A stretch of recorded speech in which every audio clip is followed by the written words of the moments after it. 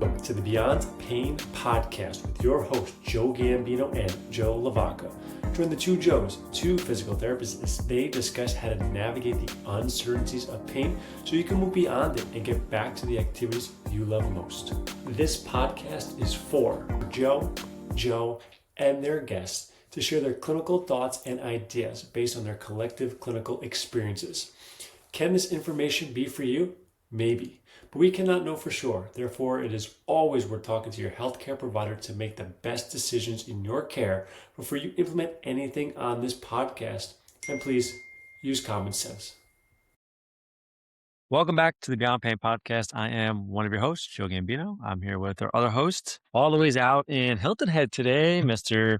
Dr. Joe LaVacca. You can find us both on Instagram at Joe Gambino DPT for myself, at Strength and Motion _PT for LaVacca over there. Podcast also on Instagram, Beyond Pain Podcast. And you can always find this and watch us live on YouTube at Cups of Joe _PT. Welcome back in. Nailed it. Yes, I am in Hilton Head right now. Courtney is leading her Gate Happens work summit. She has a group of people here who are really, really wonderful. So being the only person who does not work for the company, I was still able to come to the podcast, but they have made me feel very welcome with the exception of not ordering me a bicycle. And that was just this morning. Walked with the group of 12 or 15 of us. We're all, holding hands. It's really great to be here. We get to the bike shop and they were like, we only have 12 bikes. We needed 13. We forgot to order you one. So then I walked home alone with my thoughts on the beach, wondering if they really even wanted me here. But I knew come 10 o'clock, I was going to have you, I was going to have our listeners, and they want me here. So that's what pulled me through the day. I mean, also a nice little stroll on the beach sounds quite fantastic, Joe. So it was a good way to start the day. And I wondered why I didn't do it more. And I realized because I live in a 2-bedroom apartment in the middle of New York, and that's not going to be conducive to the bank account to change that right now. So that's why I don't do it a little bit more. But for the people who do it, I can see the appeal. The appeal, yeah. It's really very nice. It's a life goal over here, Joe. No longer have to drive 3 hours to the beach is something that we like. Yeah, for sure. So what's going on in the world of the Gambinos? Anything fun, exciting this week or weekend? No, it's pretty status quo. We're going to be warm weather here. We've had some 80s. We've had a little dip. We're going to be back up in the 80s and 90s. So it's just enjoy the weather, play some golf, hang with the fam. Nothing crazy waiting for you to come back and visit. That's the last thing missing, man. Yeah, I know. We definitely have to get together and do some little extra projects and release them to the world for sure. So I am looking forward to that as well. But what do we got on store today? I think there was a question of the day. Yes. I have a question of the day for you today. This actually popped up with a conversation with one of my clients. He's been working with them for a while. He told me that he started doing some red light therapy. He says that it's been very helpful. He says he's not sure, which way the research goes. And I told him pretty much I don't really care what the research says, because you're saying that it's helpful. And that's really, at the end of the day, the only thing that matters here. But I was telling him, I was like, listen, I know this guy. He's a pretty good guy. He's done some research with some red light therapy. Yep. I'll chat with him on the podcast. I'll see where the research is at. And then I'll send that episode your way so you can get a little bit more information. So the question of the day is your experience, the research that you've done. Give us the down low. Is red light therapy worth it? Is it something we should be doing? Obviously, I think we have our low-hanging fruit of sleep and food and hydration and those things. But if those things are covered and someone wants a little bit more, should they look towards red light therapy? Yeah, I think obviously we've said this over and over again. Your low-hanging fruit, your big buckets are your exercise, your sleep, your social environment. We don't have to get into all that again right now. The smaller pieces of the pie, I sort of equate to a roulette board. When you are at a roulette table, sure, there is a chance that your ball will land on any single space. But when we look at that roulette board in the way that we're describing it, with the bigger pieces being sleep and diet and exercise and relationships and blah, blah, blah, you have to realize that the other parts of the board become a lot smaller in terms of their overall effectiveness, or probably bang for their buck, at least the way that I see it. So the first question I always ponder with red light therapy or anything else is it safe? Is it going to be something that could potentially harm you? And the answer is no. Short of you cranking up your red light machine to 11, falling asleep, maybe with the panel wrap, whatever you're using, like directly on your skin and then keeping it there for hours at a time, you're probably not going to risk any harm whatsoever to your skin. Occasionally, if people do that, I've heard of people falling asleep with it and then their skin getting a little bit irritated or blister or whatever. So please don't do that, but don't do that with ice or don't do that with heat. That just goes without saying. Secondly, we got to kind of think about like mechanism, right? What is this proposing to do? And just like exercise, the idea of the red light and the heat from the red light, if you have kind of both, most of the time now they're both, it's providing a stress to the cellular environment, promoting repair and recovery. What did we say before? What's going to promote the most repair recovery? The big pieces of our roulette board, right? Taking care of that first and foremost. The research I've read, and I haven't dove into it a lot over the last couple of years, but the research I was reading at the time was not very impressive. There was a lot of issues with the methods. There was a lot of issues with control.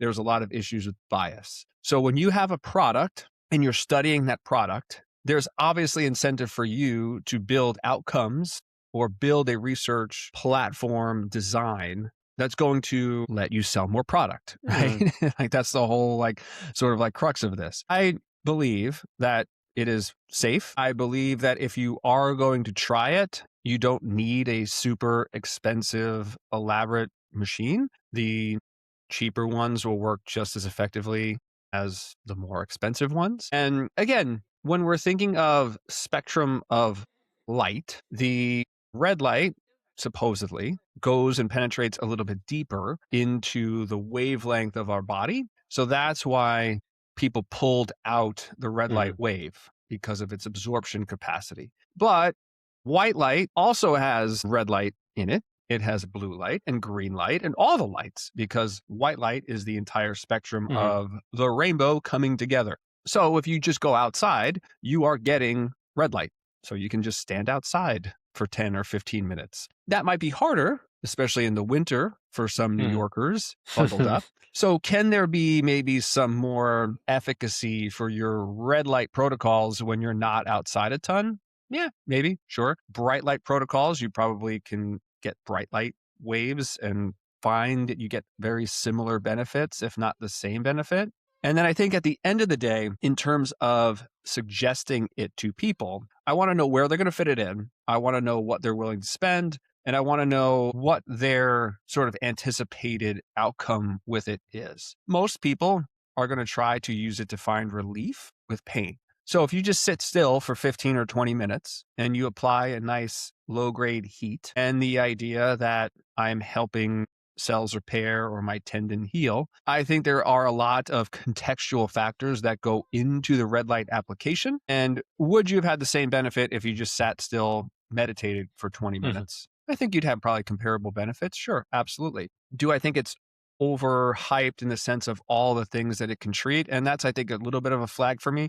When you see companies saying that red light will help your brain, Parkinson's, multiple sclerosis, tendinitis, chronic pain, acute pain, irritable bowels, stomach pain, eye pain. It's like, whoa, why didn't we figure this out a lot sooner? Right. And, then the sort of all the thing is like, well, we have like sunlight and this is why like plants survive and we survive. Like we can't survive without light. Right. Okay. The last like little point I'll make is even if you kind of have a lot of this like research to back it up, I'm going to kind of quote Eric Meta here and use the term, I don't know if we've ever talked about this, tooth fairy science. Have you heard of tooth fairy science, Joe? I have not heard the term specifically, but I'm assuming it has to do with placebo. Yeah. Or what can actually be proven, right? Because if you do a study of kids between the ages of 5 and, I don't know, 8, 5 and 10, right? When they're losing their teeth and they're putting their teeth under their pillow, you could ask them, hey, what did the tooth fairy leave you? And they would tell you, well, the tooth fairy left me $3 or $5 or $10 or whatever. And then you can dice this out and be like, okay, well, does the tooth fairy leave more money for 5-year-olds? Does the tooth fairy leave more money for first teeth? Does the tooth fairy leave more money if you're on the first floor of an apartment or a second floor of an apartment? Does the tooth fairy leave more money based on your neighborhood? And you come up with all this data. What's the problem? There's no such thing as the fucking tooth fairy. So you can still have data on something that literally doesn't exist or work or has no mechanism behind it. And to me, that's sort of what red light feels, right? If it's just a wavelength and we would get that wavelength from the sun or white light, right? Then why would I need to just isolate red when I can get green and blue and all the other colors on the spectrum? So what was your client hoping, searching, trying to use it for?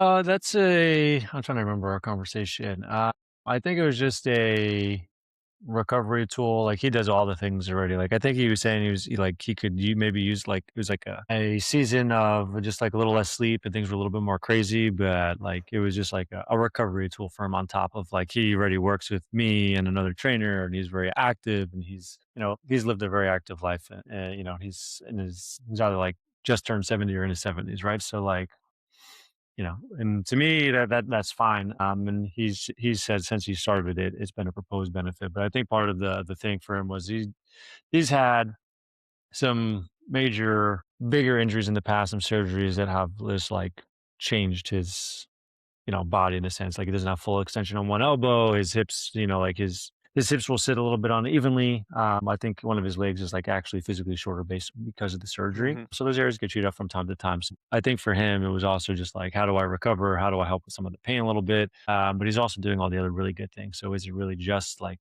did that stuff just recover pretty quickly because of all the things that he's doing? Is it because of the red light therapy? I don't know. I mean, he says he's been noticing an effect. So I'm not going to tell him to stop as a result of it. And he has it in his house. Like it's very easy for him to do low hanging fruit as far as like not hard for him to fit it in. He's also doing other things, Yeah. like he started meditating. Like I think there's a number of factors, right? To your point. Totally. And look, and like you said, I think that's the ultimate thing here too, is if you are finding subjective benefit, I don't need to prove that or disprove that objectively. I'm going to rely on your report. Okay. I'm going to validate your experience. And to your point too, if it's super easy for you to do, if you can afford it, then why stop? Right. I would never have you do that. It doesn't make any sense. Right. But it's sort of like the peptide conversation that's happening out there in the world, right? Is that certain people will get a peptide or go for red light therapy and come out, it has worked miracles. I feel so much better. I can't believe I didn't do this before. I'm going to keep getting my peptide therapy. I'm going to keep going to red light. And then some people come out and they're like, I felt literally no difference whatsoever. And I would probably say it's closer to like a 70-30, 80-20 kind of split on the people who are just like 80% of the time they're like, I don't even know what happened just now. And yeah, again, maybe 20% of the time they're like, okay, I think I feel a little bit better, or maybe I just hope I feel a little bit better, or maybe I want to feel a little bit better.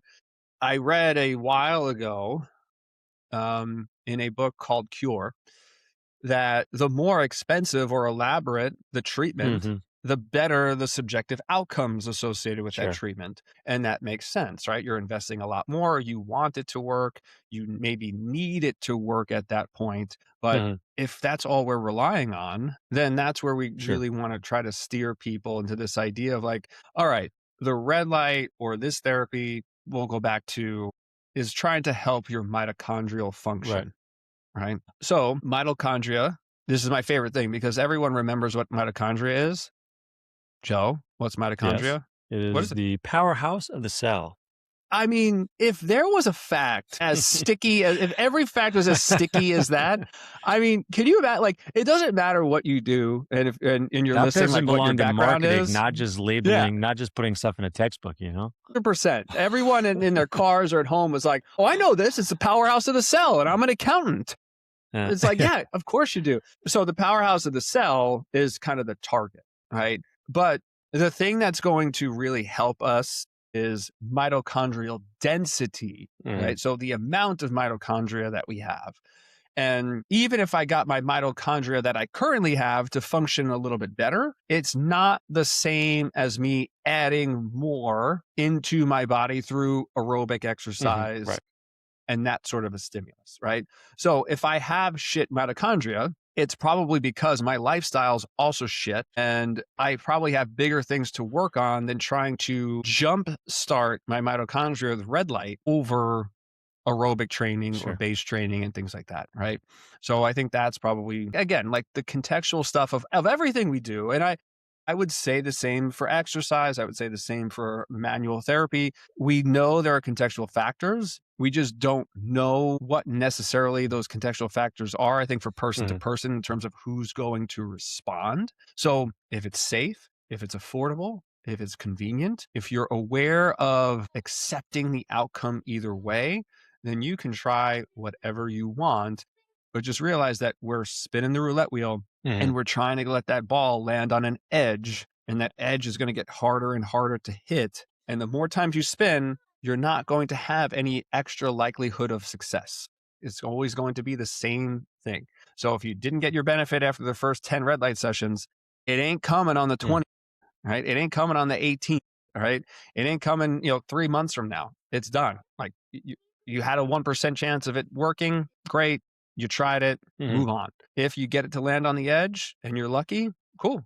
Use it as long as you want to, as long as you need to. But again, don't stick with it just to stick with it. And I think we could probably say that for a lot of these recovery protocols now. Sure. Why are you doing it? Is it just to do it?